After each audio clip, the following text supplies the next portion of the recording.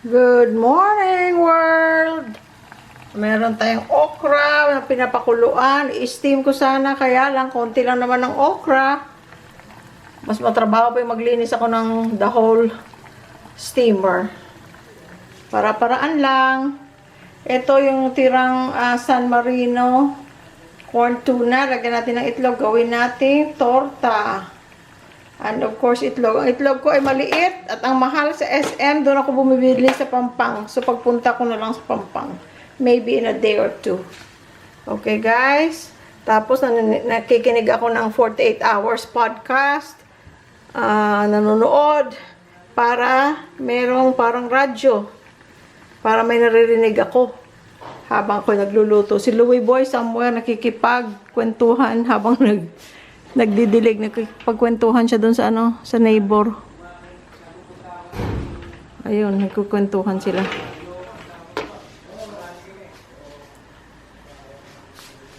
Kaya luto muna ako, guys, ha? Wow, malinis na ang semento. Kasi ano? Good morning, world. Good morning. Dahil kasi, guys, pag umulan ng konti lang, tapos maalikabok, ayan, dugyot na. Ayan, nilinis ni Louie Boy.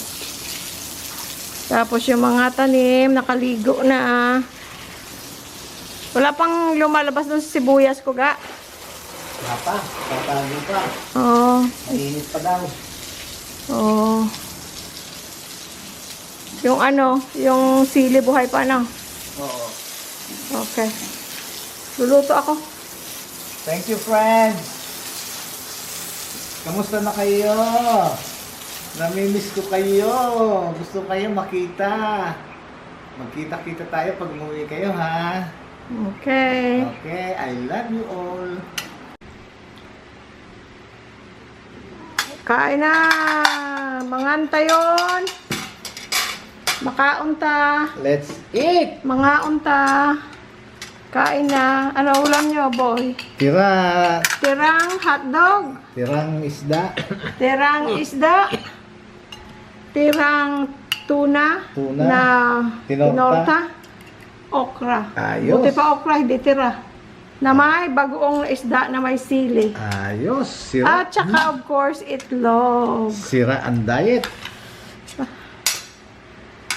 So, guys, kung merong gulay, hindi kami pwedeng walang gulay. Pag wala, hindi naghahanap kung anong meron. Yun, ang tama. Kung Kailangan ano lang meron. hindi naghahanap. Pagka Stressin mo wala, pa sarili mo, instead nagpapaka-healthy ka. huwag mo nang hanapin ko ano. Kain na tayo, guys. Himik nyo naman.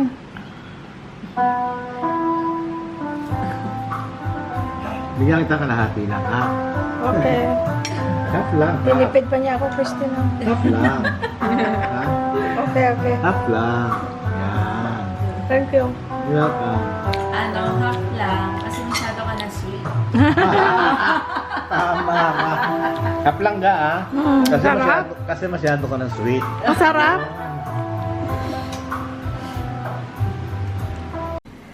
Ano dinner niyo, boys?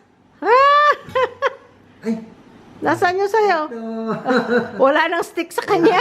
Nagmamadali. Kaway-kaway sa mga na-addict sa chongs. Ayan si Louie Boy na hindi kumakain sa gabi ng kanin. Pag chongs ang ulam, napapakain ng kanin. Konti lang, ano? Tawa na yan. Nagkikita sa camera kung gaano karaming kanin ko. Ako din. Ito lang ko, guys, sausawan. Pwede na nga walang sausawan, malasa na. Ito kasi masarap. Toyo mansi. May sili. Or chili mansi. Kain tayo, guys. Kain tayo! Kain. Good night, everyone. See you tomorrow. Bye! Guys, kagagaling ko lang ng Pure Gold na grocery ako. Eto, nakabalik na kami. Inano lang ako nila, din drop off. Tapos, para hindi ako nagmamadali kung inaantay ako. Gusto ko yung nakakaikot ako, nakakapamili ng kung anong kailangan. Kasi may parang, parang ang feeling ko, nabuburi yung kasama ko. Para akong nagmamadali. Kahit sinasabi ni Louie Boy, huwag kang magmadali, okay lang. But, ayaw ko, mas gusto kong ako lang isang nag-grocery. Anyway, sila naman ni Percy, may nadaanan silang, Indian mango, 60 pesos a kilo daw. Hindi ko alam kung ilang kilo. Pero, ayan, may nabalatan ko para diretso lang kakainin. Ayun naman si Percy at saka si Louie Boy sa labas. Naglilinis. Dahil nga dadating na yung ating mga bisita. Galing Rojas City at saka California. Ayun, naglilinis sila. Kasi maalikabok. Okay guys, magbabalat muna ako ha. Guys, full moon pala. Dumaan dito si Pam at saka si Neil, naming neighbors. Sinabi niya kami, alam niyo ba full moon? Ang ganda-ganda oh. Sabi ko, hindi ko alam. Thank you for telling us. Hindi ko makapture sa camera, no? Tingnan ko nga doon sa isang view. Pero ang ganda sana, oh. Na mayroong puno ng mangga. Tapos andyan ang moon. Good morning, world! Good morning, world! Eto, check tayo ng blood pressure ni Bossing. Vital signs. Sandali. Thank you, Langga. My loving, caring, supportive, at lahat na. Maraming salamat. Kala ko sabihin To my- sexy wife.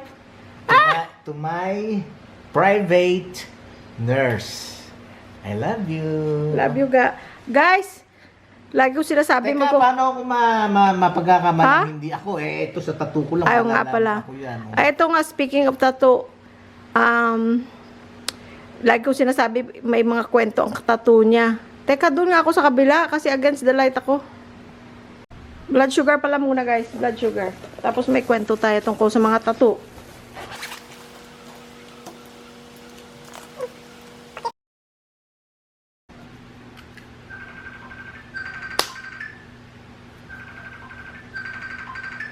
Tumatawag sa akin. I think sa akin yan. Kapatid ko siguro. Teka, I will call you back. Yan ang nurse ko, oh. My beautiful nurse. Ay, naku, tong And sexy. pasyenteng ito, oh, napakalandi, oh. My beautiful and sexy nurse. Ano natin? Wow, 93! Ha? 93! Thank you, Lord! Kumain pa yan ng yemang ginawa ko. Kahapon. Ano pang kinain mo kahapon? Di ba siya kumakain today? Siyempre, pagka hindi ka pa kumain. Explain mo. Oo, mas mabuti hindi ka pa kumakain. Siyempre, kasi pagka kumain ka na, mataas na yung Mataas sugar na yung mo. sugar mo. Kahit hindi ka diabetic, mataas na yun. Oo. Kukuha na yun ng sugar sa kinain mo. Kaya dapat pag nag-check ng Before meals. Yeah. Pag hindi ka naman diabetic, you don't have to check. So, yung iba may hindi diabetic pero may machine sila or pre-diabetic sila, may machine sila. Hindi mo naman kailangan chickin 3 beses sa isang araw. Oo. Hindi naman. Kaya lang ako, siyempre, mabuti na yung yung chine-check. Siya pa minsan chine-check ko, gusto niya i-check siya. Yeah. Tapos, Dapat lang. kahit nga ako nga na diabetic, I have very good A1C. Pwede na nga ako mag-stop ng medicine. Ayoko lang. Kasi marami akong pasyenteng nakikita na pag in-stop ang blood sugar medicine or ang diabetes medicine, nako, tumataas bigla mga blood sugar, nag-end up ma-hospital dahil kasi hindi naman tayo napaka-stricto or napaka-perfect sa ating diet at ating mga exercise. So, ang tendency, kung diabetic ka, talagang tataas. So, ako very low dose, 1 tablet only once a day. Hindi ako nagmi-miss para ma-maintain ko na okay ang aking A1C. I know it's toxic for the kidneys, pero ang labs ko, we do it regularly. So, wala naman akong problema. Never naman ako nagka-problema sa kidneys. Thank you, Lord. So, Amen. siguro kung na ako, yung talagang lalo pa dito, lilipat lang namin sa Pilipinas, mahirap mag-control ng diet, maraming temptation. So, in moderation lang. Kwentong tattoo. Hindi, tsaka nakapag ang luckily, pinagkaloob ng Diyos na ikaw mapangasawa ko, ayun, para at least, so, namo-monitor mo. Mm. Namo-monitor Ano mo siya, vital guys? signs ko. Very, parang OC siya sa pag-check ng ganito, Yes. check ng ganyan. Yung ang blood sugar, pwede naman din siya chicken, di naman siya diabetic, pero gusto naku, nyo lang malaman, ayaw niyang makita na lang, oh, diabetic pala ako. Kasi marami din pasyente kaming na-encounter na sa trabaho ko na hindi sila diabetic, pero bigla na lang, ba't pupunta sa clinic, masama ang pakiramdam, ihi ng ihi, laging uhaw, yun ang mga classic signs ng mataas na blood sugar. So, pagtingin ako, critical ang blood sugar nila, napakataas. Yun End up, maho-hospital. That's Ayaw niya ng ganyan. Yeah, that's the reason why I want to be monitored. Dahil So, it's better to be early than to be late. So, ayun ang nakatira reason ko. bakit namin siya chine-check. At saka sa edad niya, At saka sa doktor, wag lang akong hindi kumati ang ang toes ko. Gusto ko pumunta ng doktor. Ganyan siya, guys. Na mahilig siya pumunta ng doktor, 'di ba? Karamihan sa tao, babae or lalaki, or a lot more ang lalaki, I think, na ayaw nilang pumunta ng doktor. Tatakot. Natatakot or ayaw lang. Kahit yung isa naming anak ganyan, si Chris, ayaw pumunta ng doktor. Hindi, kasi nga, sa akin nga, gusto ko nga, kung, kaya sinasabi ko, it's better to be early than to be late. Kasi, just in case, kung ano man ang dapat na, syempre, puksain, o kung ano yung dapat na i-control, makontrol. Halimbawa mo, katulad ng sugar blood. Pag Blood tumaas yun- sugar? blood sugar, I'm sorry. Oh my gosh. Para at least malaman ko kung ano ang gagawin ko, hindi ba? Hindi yung na-surprise na lang ako, bigla na lang, boom, nag-pop up. Oh, di ba? So, ganyan siya, guys. Hindi lang sumakit ang split ends niya, pupunta na siya ng doktor. Dahil kasi gusto niyang na-check, gusto niyang Yes. nalalaman. Yes. Baliktad siya sa karamihan. Gusto Yes. niya nalalaman at naaagapan kung ano mang meron diferensya. Kaya Yes. naman, every annual check-up niya ay talaga namang happy si Dr. Cristianto ng Yes. Wildemar Kaiser Clinic. Shout out Dr. Cristianto. Alam mo si Dr. Cristianto, ang isa sa mga naka-encourage kay Louie Boy na mag-stop ng smoking. I remember it perfectly. March of 2009. Ayun, si Louie Boy dating smoker nung nakilala ko siya. Pero 2009, he gave up smoking for good because he did it for himself. I didn't nag him. He didn't do it for me. He didn't do it for my kids. You know how I know? myself. Kasi nung nakilala ko si Louie na naninigarilyo, sabi ko, sasagutin kita kung mag-stop ka ng sigarilya. Bye, nag-stop. Hindi yun, ha? Tinutukan mo nga ako, eh. Tinutukan kita baril. Nag-stop siya, guys. Abay, sinagot ko na siya, no? Kaya mo nga ako pinag-stop dahil gustong-gusto mo na akong sagutin. Tapos, See? nag-stop siya. Di wala na. After a while, abay, bumalik na naman. At kung ano-anong reason, bakit daw niya ginagawa. nag-try na siya noon ng nicotine gum, nicotine patch, na ang mahal-mahal noon. Pero pagka gusto nyong meron kayong isang gusto, dito lang, determination. Tapos, guys, Wag niyo nang wag nang pa kung ano-ano pa.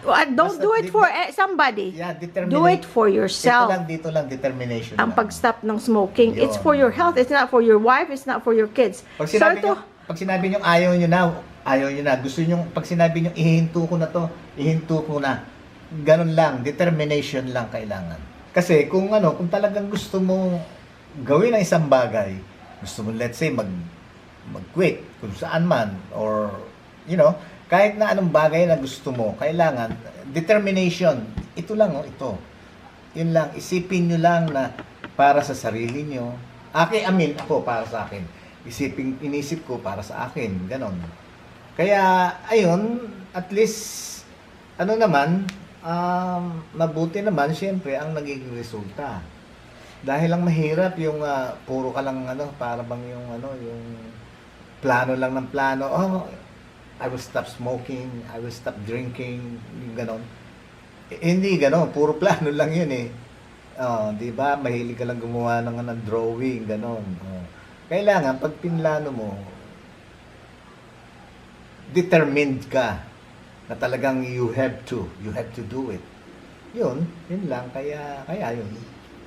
Tsaka yun nga, isa pang importante, gustong-gusto na ni Jerling kasi na nasagutin niya na ako. Ay, ay, ay. Kaya yun ang sabi niya sa akin.